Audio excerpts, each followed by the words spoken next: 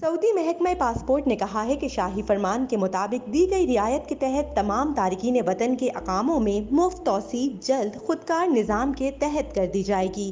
محکمہ پاسپورٹ نے ٹوئٹر پر اپنے بیان میں کہا ہے کہ ان تمام غیر ملکیوں کے اقاموں میں توسیع خودکار نظام کے تحت جلد کی جائے گی جنہیں شاہی فرمان کے ذریعے جرمانوں اور فیس سے استثناء دے دیا گیا ہے۔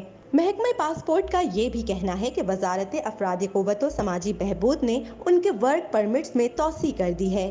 یاد رہے کہ شاہ سلمان بن عبدالعزیز نے سعودی عرب میں موجود غیر ملکیوں کے اقاموں اور ویزوں میں 3 ماہ کی مفت توسیع کی منظوری دی تھی۔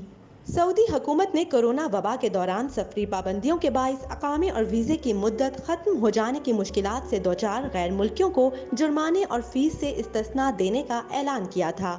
اس سے قبل سعودی محکمہ پاسپورٹ کے ڈائریکٹر جنرل میجر جنرل سلیمان الیاحیہ نے جرمانے اور فیس سے مستثنیٰ غیر ملکیوں کے زمروں کی تفصیلات جاری کی تھیں۔